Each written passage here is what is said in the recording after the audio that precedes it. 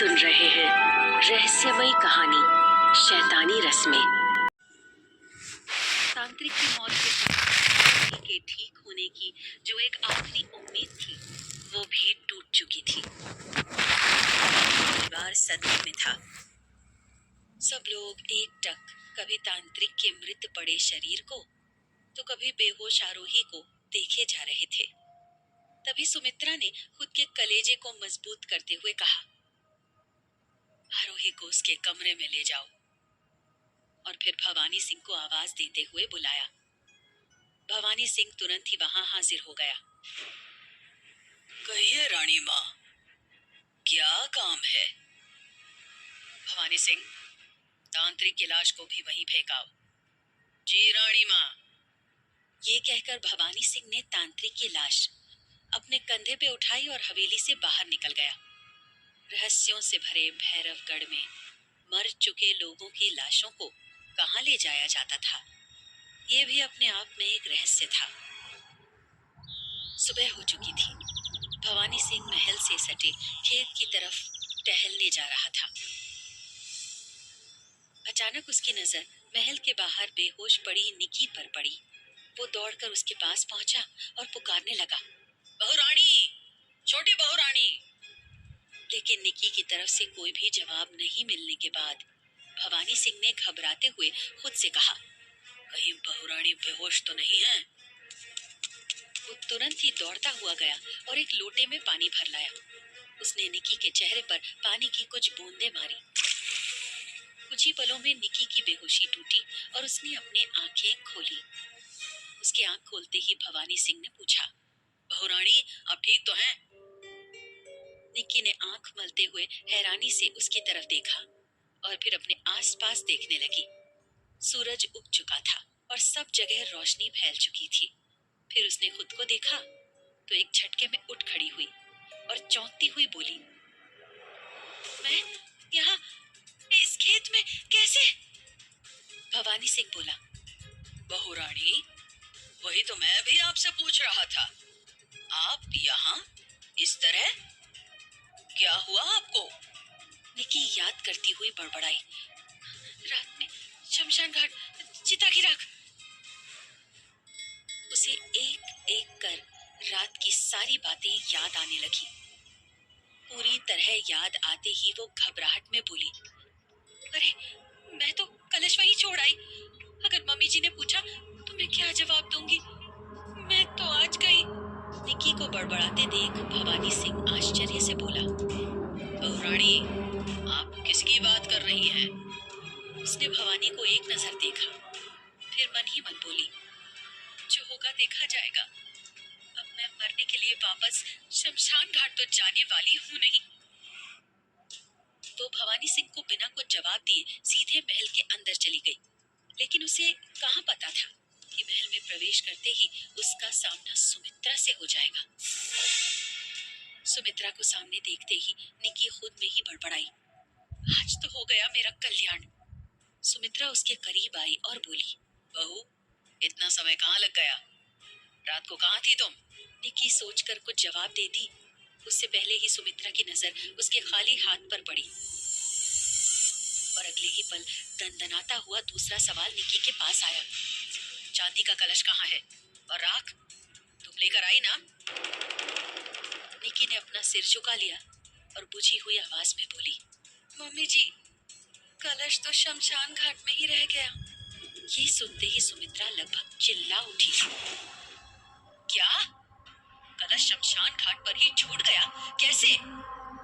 निकी धीमी आवाज में बोली, शमशान घाट पर मुझे डर लगने लगा था तो मैं क्या करती? जान तो नहीं दे देती, इसलिए मैं सब छोड़कर वहां से भाग आई। सुमित्रा उस पर फिर बरस पड़ी। क्या कहा तुमने? जान? और यहाँ तुम्हारी वजह से सभी के जान पर आफत आई हुई है, उसका क्या? अधूरी रस्म करके लौटी है महारानी। अब देखना इसकी वजह से सबको खामियाजा भुगतना पड़ेगा। निकी सुमित्रा को अपने ऊपर ऐसे चिल्लाते देख गुस्से में बड़बड़ाई, मैंने कहा था ऐसी वैसी रस्में करने को। एक जोरदार थप्पड़ निकी के गाल पर आकर लगा। सुमित्रा की ऊंची की आवाज और थप्पड़ की गूंज सुनकर परिवार के सभी सदस्य जमा होने लगे। वहीं सुमित्रा गुस्से में बोली, अगली बार भूल कर भी रस्म को दोष मत देना, समझी तुम? ये हमारे कुल की रस्म है। इस पर तुम्हें उंगली उठाने का कोई हक नहीं है। अभी तुम्हें इस परिवार में वो स्थान हासिल नहीं हुआ है कि तुम उंगली उठा सको। अब तक वहाँ राजा साहब भी आ चुके थे।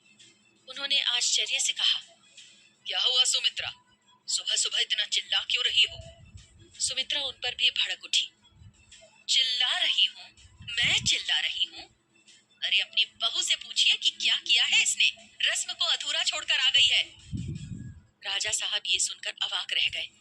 रस्म अधूरा छोड़कर आ गई है? पीयूष भी ये सुनकर गुस्से से तिलमिला उठा। एक तो वो पैसे मांगने की सोच रहा था और अब निकी का रस्म को अधूरा छोड़ाने के कारण वो भी पैसे की बात भी नहीं कर सकता था। वो गुस्से में निकी के पास आया और लगभग चिल्ला पड़ा, तुम्हें पता भी है कि रस्म को अधूरा छोड़ने का मतलब क्या होता है? पीयूष को अपने ऊपर चिल्लाता देख निकी हैरान रह गई। वहीं सुमित्रा ताना देती हुई बोली, इसे कैसे पता होगा रस्म का मतलब? कभी परिवार देखा होगा तब ना। इन शब्दों ने निकी को अंदर तक झकझोर दिया।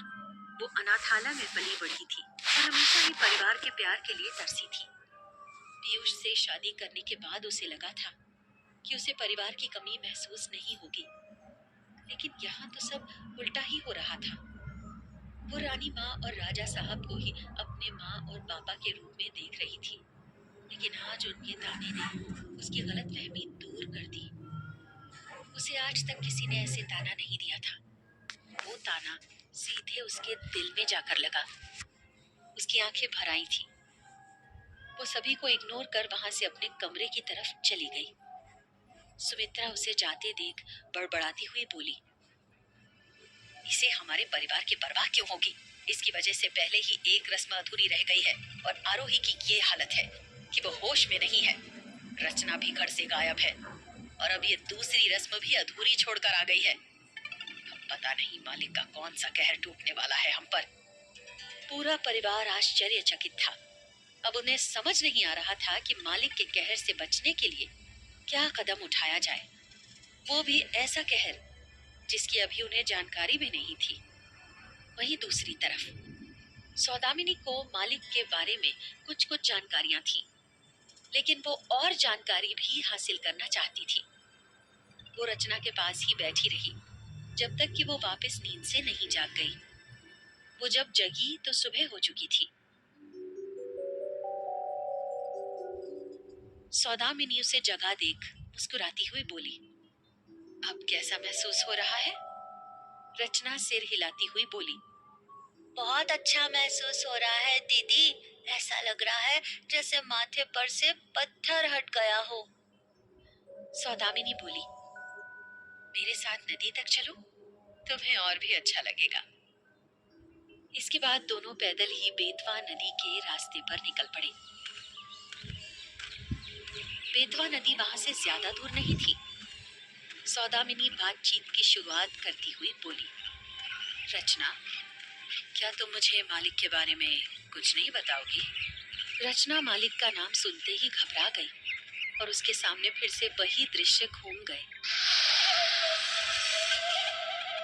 उसकी धड़कन तेज होने लगी। सौदामिनी ने उसकी बेचैनी को महसूस कर लिया और तुरंत बोली, कोई बात नहीं, अगर तुम नहीं बताना चाहती हो तो मत बताओ, किसी प्रकार की जबरदस्ती नहीं है। हालांकि रचना ने तुरंत ही डर को काबू कर लिया और बोली, मुझे सच में कुछ भी नहीं पता दीदी मालिक के बारे में। मैंने तो उन्हें देखा भी पहली बार कल ही है। उसने कुछ बातें छुपाने की कोशिश की। साथ ही दोनों बेतवा नदी के रास्ते आगे बढ़ते जा रहे थे।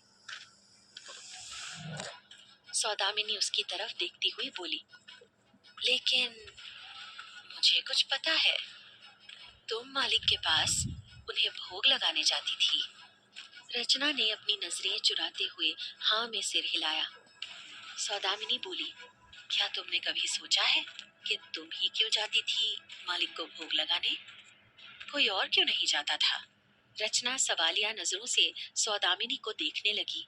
फिर बोली, क्योंकि मैं महल की नौकर थी इसलिए। अब घर का मालिक तो ये सारे काम नहीं ना करेगा दीदी। सौदामिनी मुस्कुराती हुई बोली, तुम बहुत भोली हो रचना। तुम नौकर होने के नाते मालिक के पास नहीं जाती थी, बल्कि तुम इसलिए जाती थी क्योंकि तुम एक कुंवारी कन्या हो और तुम्हारा जन्म शतभिषा नक्षत्र में हुआ था। ये सुनते ही रचना हैरान रह गई।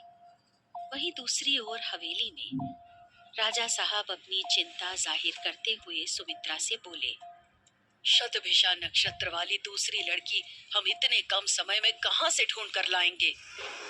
सुमित्रा बेचैन होते हुए बोली, हम कुछ नहीं जानते राजा साहब। अपने परिवार और बच्चों की सुरक्षा के लिए आपको जल्द से जल्द शतभिषा नक्षत्र वाली लड़की को ढूंढना होगा, वरना आप भी जानते हैं कि यदि मालिक का कहर टूटा तो ना ये परिवार रहेगा और ना ही आपकी ये शानो शौकत। हम समझते हैं सुमित्रा, लेकिन ये सब इतना आसान नहीं, पर इतना मुश्किल भी नहीं। आप एक बार कोशिश तो कीजिए। राजा साहब के माथे पे चिंता के बादल साफ नजर आ रहे थे। उन्हें भी ये अच्छी तरह पता था कि शतभिषा नक्षत्र वाली लड़की को जल्द ही ढूंढना होगा, वरना जो होगा उसे कोई नहीं रोक पाएगा। तभी एक नौकरानी बदहवास सी हालत में वहां आई और बोली, राजा साहब, रानी माँ, जल्दी चलिए, बड़ी बहू रानी। अब क्या हुआ आरोही को? आप दोनों खुद ही चलकर देख लीजिए। नौकरानी की बात सुन राजा साहब और सुमित्रा जल्दी से अपने कमरे से निकल आरोही के कमरे में पहुंचे तो वहां का दृश्य देख दंग रह गए।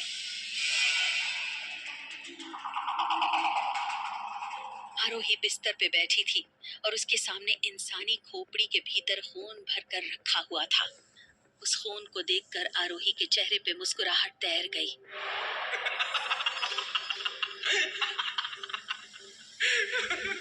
उसकी आंखें बड़ी बड़ी हो चुकी थी। उसका चेहरा इतना भयावह हो चुका था कि कोई भी उसे देखकर डर जाता। उसने वो खोपड़ी उठाई और जैसे ही उस रक्त को पीने के लिए उस खोपड़ी को अपने मुंह तक ले गई, तभी एक आवाज गूंजी, रुक जाओ आरोही, ये सब मत करो। आरोही ने जैसे ही उस आवाज की ओर देखा, उसके हाथों से वो खोपड़ी छूट गई। खोपड़ी का रक्त पूरे कमरे में बिखर गया। सुमित्रा और राजा साहब ने भी आवाज की दिशा में देखा तो दंग रह गए।